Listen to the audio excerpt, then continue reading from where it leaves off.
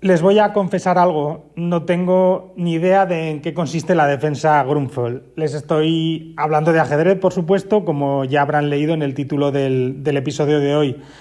No tengo ni idea de la defensa Grunfeld, pero podría estar escuchando durante horas al invitado que tenemos hoy con nosotros, explicando esta u otras jugadas, describiendo 1000 variantes diferentes de otras tantas bellísimas partidas, y hay una razón para ello, la pasión. La pasión con la que narra todos sus conocimientos y cómo consigue trasladar esa misma pasión a quien tiene delante, aunque sea a través de una pantalla. Eso es algo sensacional, digno de aplauso.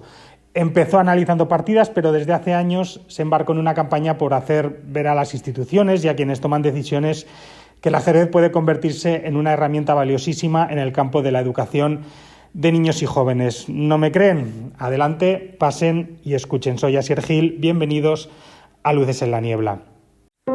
En la UNED de Tudela, Luces en la Niebla.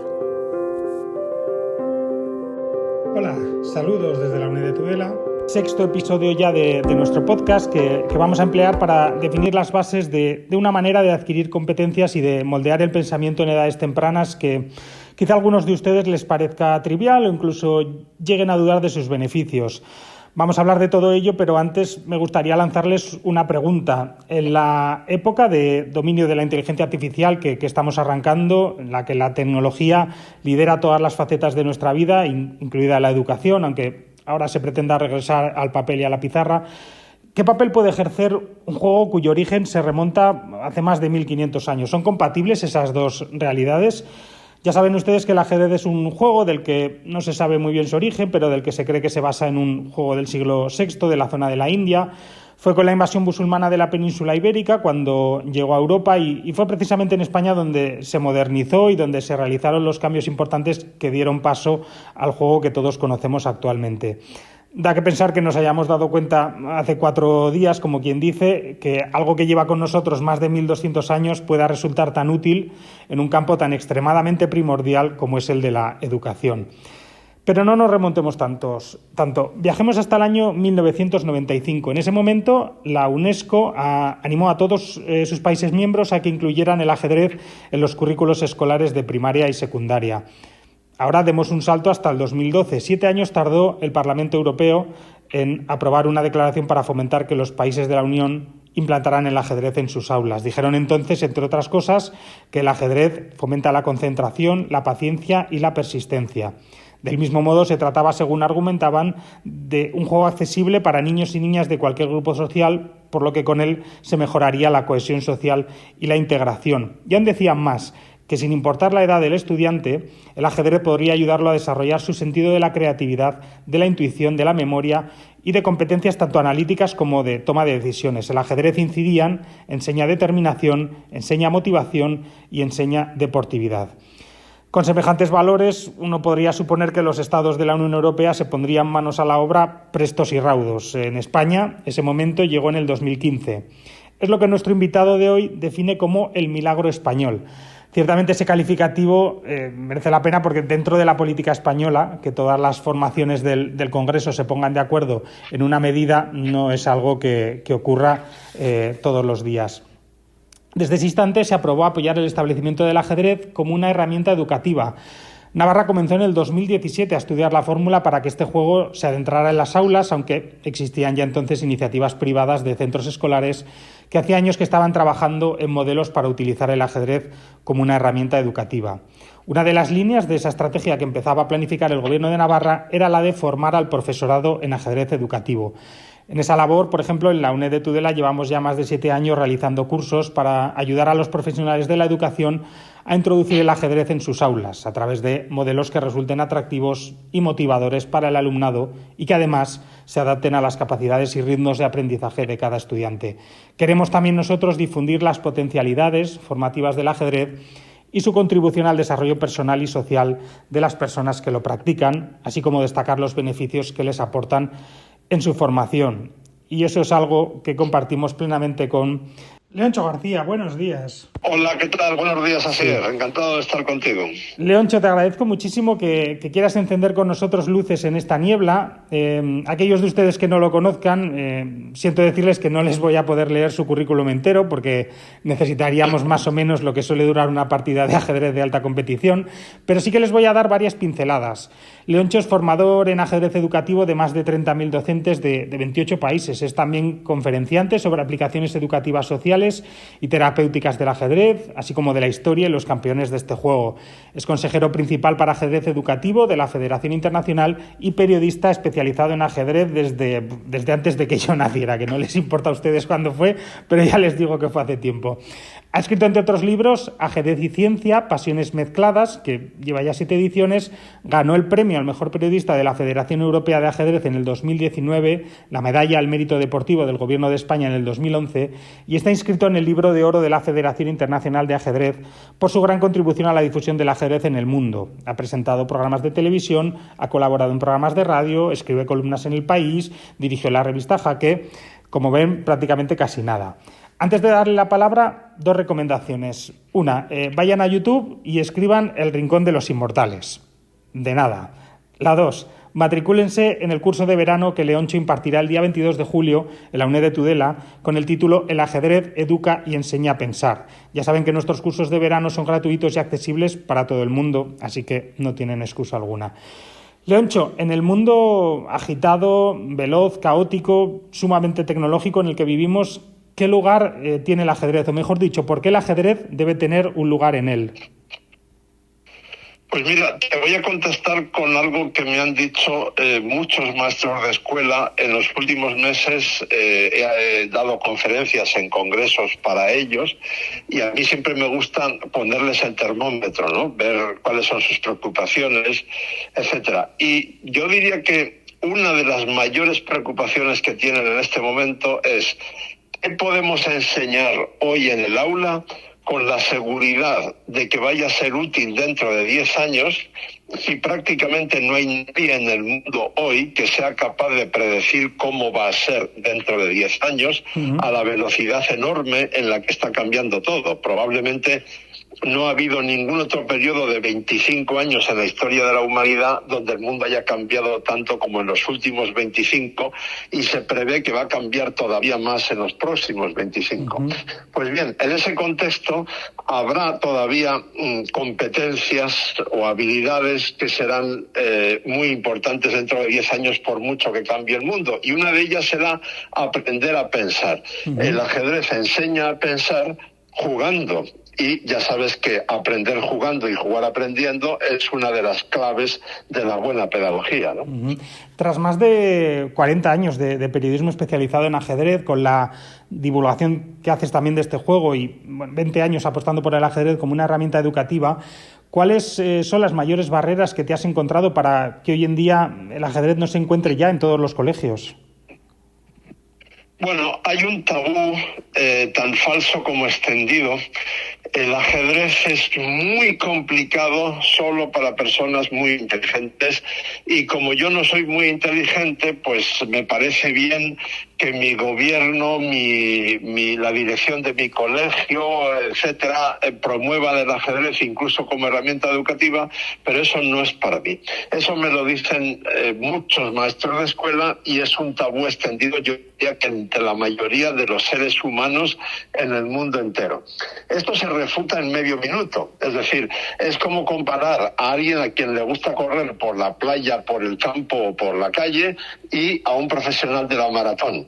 Los dos corren, sí, pero no tiene nada que ver lo que hace el uno con el otro, porque el profesional de la maratón ha tenido que nacer con unos genes específicos y luego tiene que trabajar como un animal para poder ser profesional de la maratón.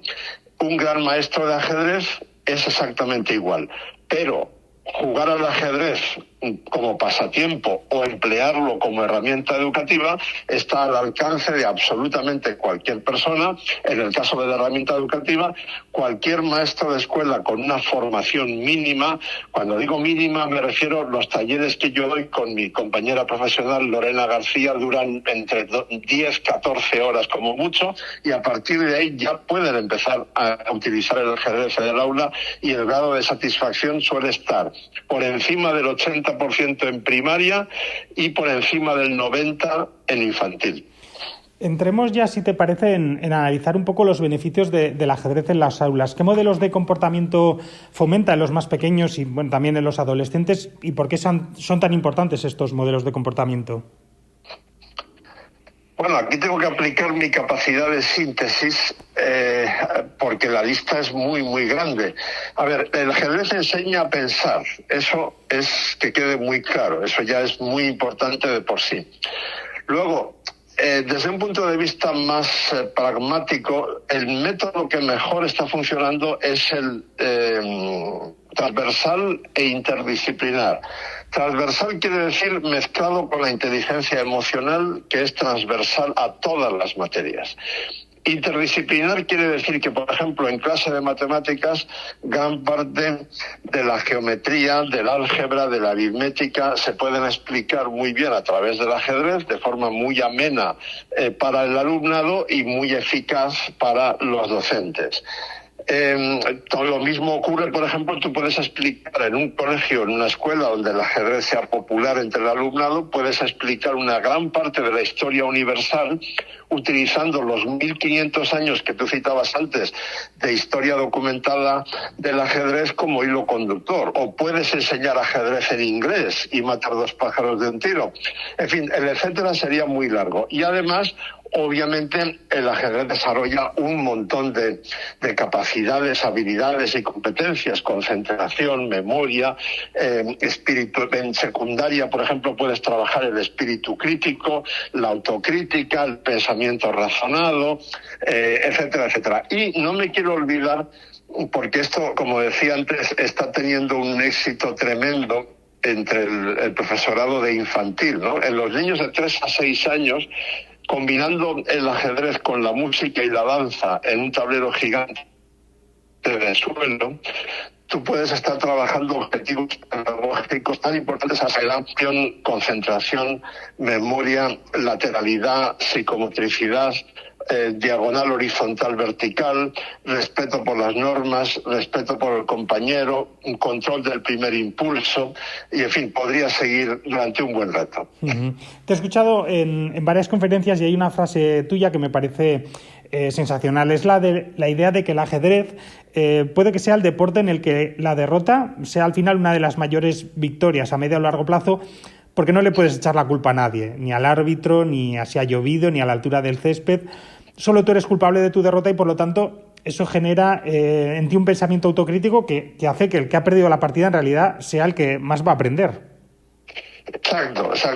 Con bastante frecuencia me ponen en la difícil tesitura de dirigir unas palabras a un montón de niños que están ya sentados ante el tablero en un torneo con la tensión propia de ese momento, que lo que quieren es jugar y no escuchar un rollo mío ni de nadie. Entonces, ¿qué les digo que sea útil y que sea rápido? Pues lo que les suelo decir es: dentro de un rato, algunos de vosotros vais a estar muy contentos porque habéis ganado y otros más bien tristes porque habéis perdido. Esa tristeza es imposible de evitar. En el ajedrez y en la vida, pues muchas veces nos llevamos alguna contrariedad, algún disgusto. Pero el ajedrez, efectivamente, como tú apuntabas muy bien, tiene la ventaja sobre todos los demás deportes que si yo juego contigo y tú me ganas, al menos hoy tú has jugado mejor que yo, y por tanto cuando yo me vaya a mi casa o al hotel, lo que tengo que pensar es por qué he perdido, qué he hecho hoy, qué tipo de error podría evitar la próxima vez si aprendo del error que he cometido hoy. Lógicamente, si tú juegas, es casi seguro que va a haber transferencia de lo que tú aprendes en ajedrez a tu vida, digamos, normal. Si tú eres muy autocrítico como jugador de ajedrez, lo lógico es que seas muy autocrítico como persona, ¿no? Uh-huh. Lo deslizaba en la introducción y querría preguntártelo también.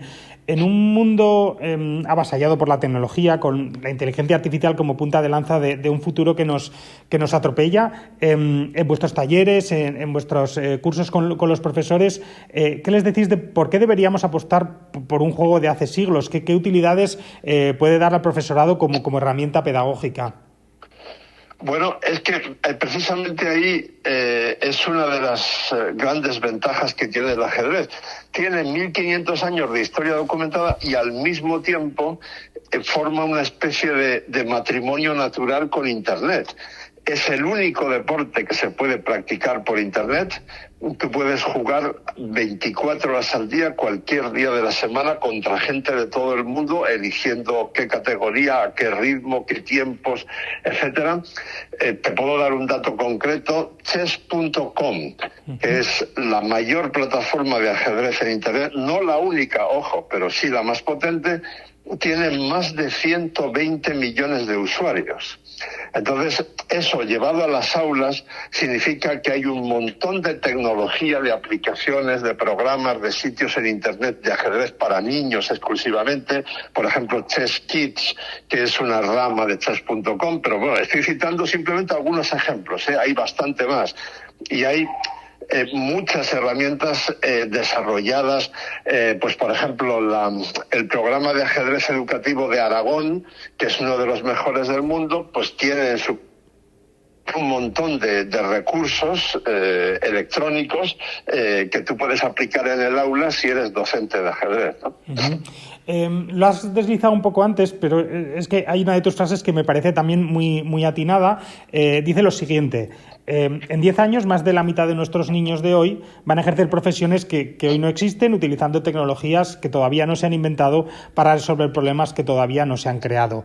En ese panorama actual y en ese futuro próximo, al final, ¿qué ayudas puede brindarnos el ajedrez? Bueno, sí, ese es otro campo. Antes he tenido que sintetizar porque efectivamente, como decía, la lista es enorme y te agradezco mucho que me recuerdes esto, porque creo que es una de las mayores virtudes que debe tener un ser humano en este momento, es la de adaptarse a una realidad tan cambiante.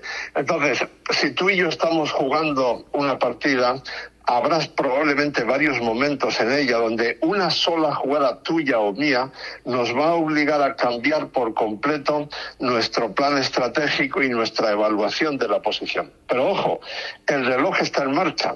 Por tanto, yo no puedo decir, como la última jugada de Asier me ha cambiado todo, ahora voy a pensar una hora. Es muy improbable que puedas tener una hora para pensar. Lo más probable es que tengas unos minutos o incluso unos segundos. Es decir, tienes constantemente que aplicar tu capacidad de adaptación para comprender la nueva posición. Y entonces, una vez más, lo que te decía antes, si tú juegas al ajedrez con frecuencia y estás haciendo ese proceso mental con frecuencia, lo automatizas. Y eso casi garantiza que en tu vida real también vas a poder adaptarte con facilidad a nuevas situaciones, ¿no? Uh-huh. De hecho, tú sueles proclamar que España es el país del mundo más avanzado en aplicaciones educativas, sociales y terapéuticas del ajedrez. ¿De qué nos podemos sentir más orgullosos en España? ¿Cuáles han sido los principales saltos hacia adelante que hemos dado en el campo del ajedrez educativo? Bueno, si hablamos solo de ajedrez educativo, tú lo has mencionado antes, lo que llamo el milagro del 11 de febrero de 2015 en el Congreso de los Diputados, porque por desgracia nuestros oyentes ya saben muy bien que en España es casi imposible que todos los partidos políticos se pongan de acuerdo en algo. Yo recuerdo, por ejemplo, que ni siquiera cuando se discutía sobre el terrorismo de ETA se lograba una unanimidad, ¿no? Uh-huh. Entonces, resulta que ese día se pusieron de acuerdo en recomendar la introducción del ajedrez como herramienta educativa. Eso no era una medida obligatoria, porque ya sabemos que las competencias de educación están transferidas a las comunidades autónomas, pero fue muy eficaz porque 10 de las 17 comunidades autónomas lo introdujeron en los años siguientes de una u otra manera. Otra discusión sería cuáles lo han hecho mejor o peor, pero 10 de las 17 lo han introducido en horario lectivo, sin contar los miles de colegios esparcidos por toda España que lo tienen como actividad extraescolar, y me consta que hay algunas otras autonomías, otros gobiernos que lo están estudiando, y también hay, voy a citar un ejemplo muy concreto, Castilla-La Mancha no está entre las 10 comunidades autónomas, sin embargo, la ciudad de Illescas es un modelo para el resto del mundo, porque todos los colegios públicos tienen el ajedrez totalmente transversal e interdisciplinar y con un grado de satisfacción enorme, ¿no? Uh-huh. Hay otro punto que me parece fundamental para demostrar la eficacia del ajedrez en las aulas. Me gustaría preguntarte sobre los resultados de introducir el ajedrez en niños con TDAH, niños hiperactivos, con déficit de atención, porque creo que hay estudios científicos, ¿no?, que avalan que el ajedrez puede reducir las dosis de fármacos en esos casos, los que tienen que tomar, o que incluso pueden llegar a sustituirlos en algunos casos. Sí, exacto. Hay una larga lista de personas especiales que incluyen, por ejemplo, TDAH, autismo, ciegos, otras clases de discapacidades. En fin, bueno, la lista es verdaderamente muy larga. En algunos casos hay estudios científicos, en otros no, pero sí hay prácticas suficientemente largas y serias como para que sean muy creíbles. En el que tú indicas hay efectivamente por lo menos uno, quizá más, pero uno que yo conozco, estudio científico hecho por un psiquiatra español, Hilario Blasco, que trabaja en el Hospital Puerta de Hierro de Madrid. Y ahí, efectivamente, se llega a la conclusión de que en los casos leves y moderados de TDAH, el ajedrez puede sustituir a los fármacos o reducir considerablemente la dosis. En los casos graves también puede reducir la dosis combinándolo con fármacos. Además, las conclusiones del doctor Blasco coinciden perfectamente con los testimonios que yo he recogido en muchos países por parte de padres de niños o niñas de TDAH que no se conocen entre sí, obviamente, y todos me dicen lo mismo.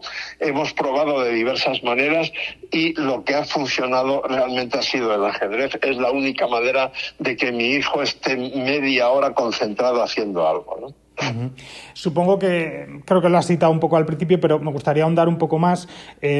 Los inicios del ajedrez educativo en un centro escolar, entiendo que no pueden ser que de la noche a la mañana el ajedrez se convierta en una asignatura más en el currículo escolar, sobre todo porque bastante cargado está y costaría muchísimo, ¿no?, decidir que se quita. ¿Cómo recomiendas introducir este juego en la educación?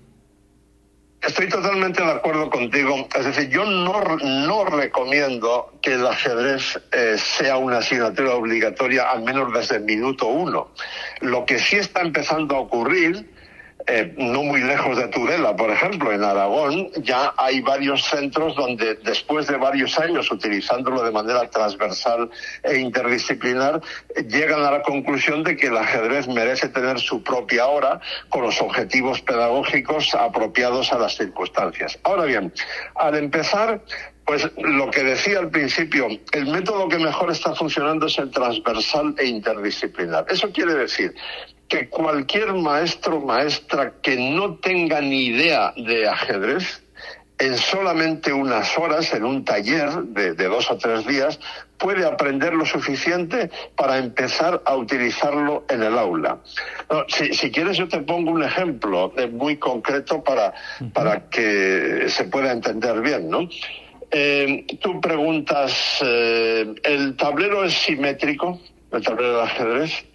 Y entonces mucha gente dirá sí, y otros dirán no, porque si las casillas de los rincones son de color distinto, no hay simetría. En realidad, la respuesta correcta es depende. Depende del eje. Si tú doblas el tablero en vertical o en horizontal, no hay simetría, por lo que acabo de decir. Pero si doblas el tablero en diagonal, sí hay simetría. Entonces, acabamos de explicar un concepto bastante complejo en menos de un minuto, utilizando un tablero desnudo, y para explicar eso, el docente no tiene que saber absolutamente nada de ajedrez, no necesita saber nada. Y así hay muchísimos más ejemplos.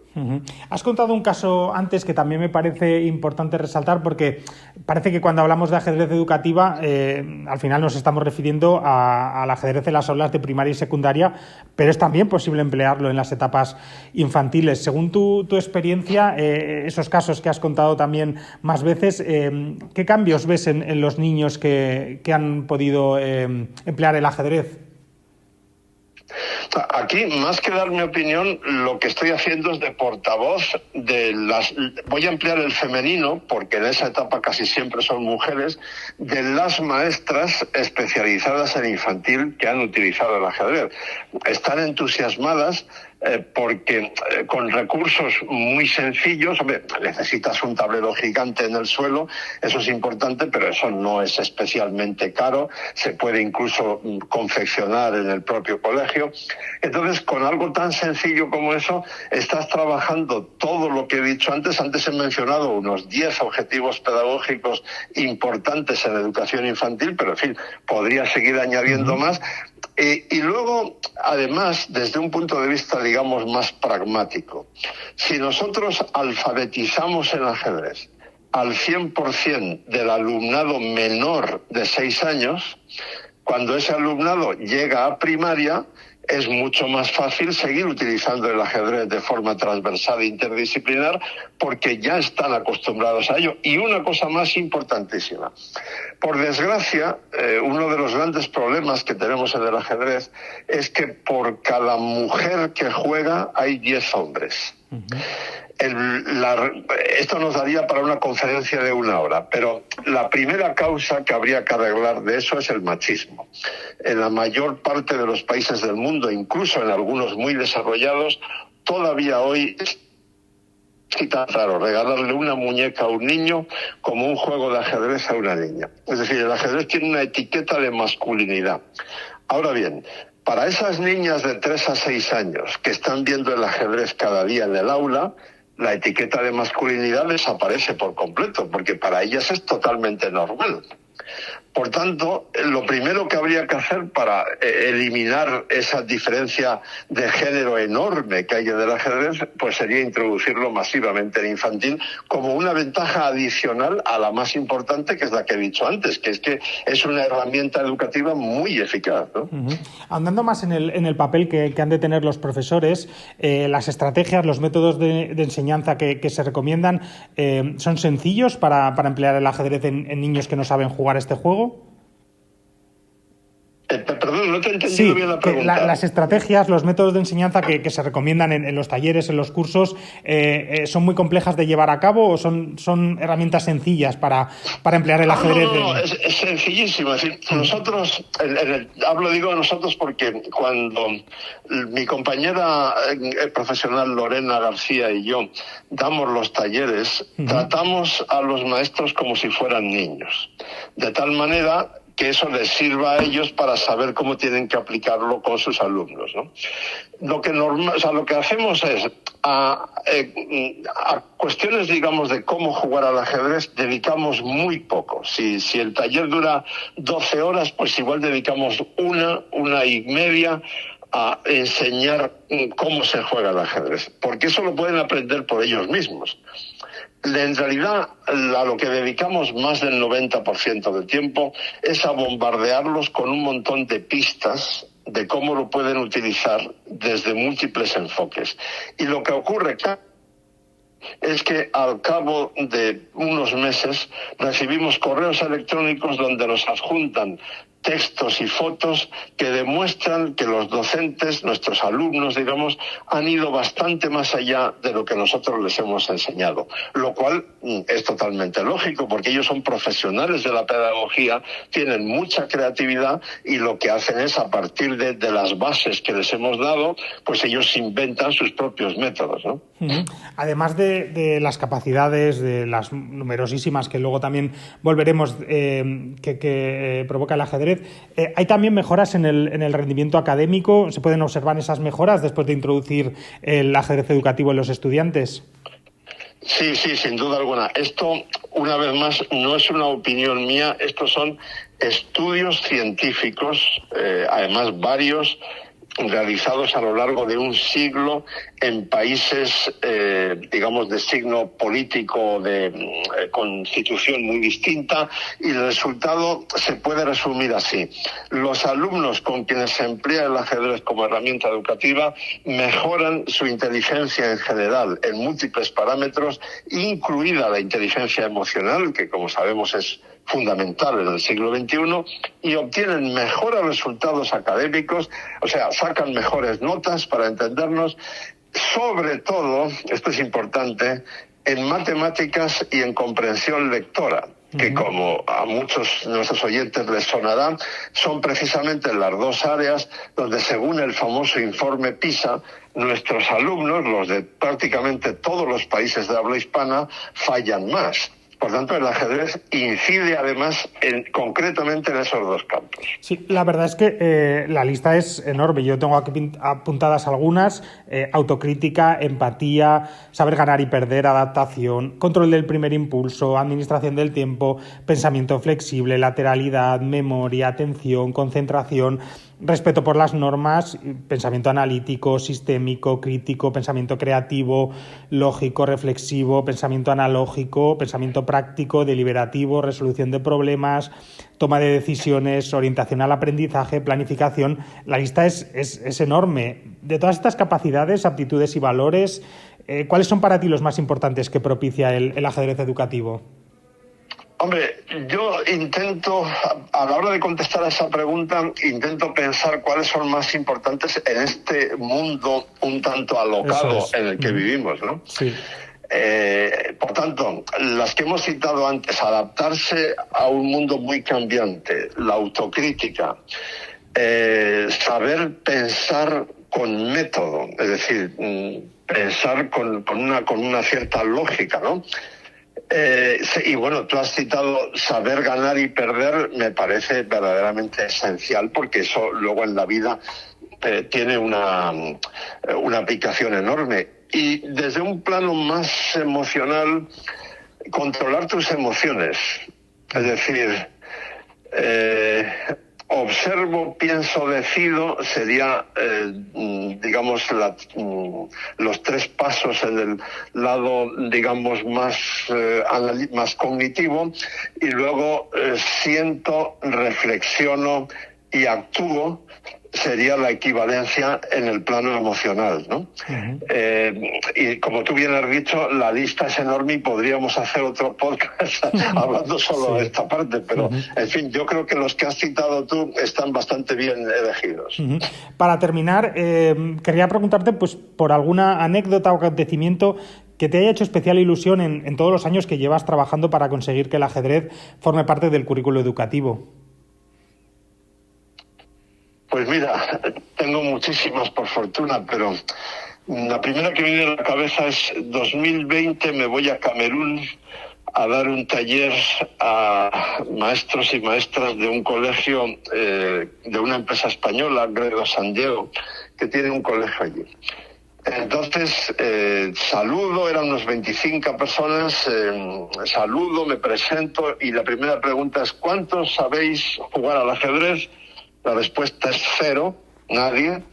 La segunda pregunta es: ¿cuántos sabéis qué es el ajedrez? 2 de 25 tenían una cierta idea. Era un taller de 12 horas, ese día doy 4, y 24 horas después, cuando llego al colegio, a media mañana, había 2 maestras utilizando ya el ajedrez en infantil con niños de 4 años en un tablero gigante de suelo, trabajando psicomotricidad a través del ajedrez. No pude evitar que las lágrimas me saltaran, porque, en fin, esas cosas te llegan al corazón. Sí, es una bonita historia yo creo que nos sirve muy bien para culminar esta charla con un divulgador extraordinario del que Les animo enormemente a descubrir sus vídeos del Rincón de los Inmortales, además de asistir el próximo 23 de julio aquí en la UNED de Tudela y también online al curso de verano que ofrecerá bajo el título El ajedrez educa y enseña a pensar. Pueden matricularse en todos nuestros cursos de verano, que son gratuitos gracias a la financiación del Gobierno de Navarra, en la página web unedtudela.es/cursos de verano. Y también les informo que ya tenemos abiertas las matrículas para nuestros ciclos de ajedrez educativo para docentes y educadores, en los que hemos formado ya a un total de 899 personas a lo largo de estos últimos años. Leoncho, te agradezco muchísimo que nos hayas permitido asomarnos a tus vastos conocimientos sobre el ajedrez y que nos hayas dejado saborear esa pasión con la que hablas de este juego y de esta herramienta educativa extraordinaria. Muchísimas gracias, Leoncho. Muchas gracias a ti, Asier. Hasta pronto. Y a ustedes, como les digo siempre, les espero en la próxima niebla en la que nos adentremos, ya pueda ser un tema extremadamente complejo o una problemática con múltiples aristas que requieran paciencia, disciplina y profundidad para encontrar el camino hacia su comprensión. Desde aquí les ofrezco un pacto. Si ustedes conservan intacto el deseo de conocimiento y una pasión que emule a la de nuestro invitado de hoy, por muy arduo y espinoso que sea el tema que tratemos, en la UNED de Tudela siempre les dejaremos encendidas luces en la niebla. Hasta la próxima. En la UNED de Tudela, luces en la niebla.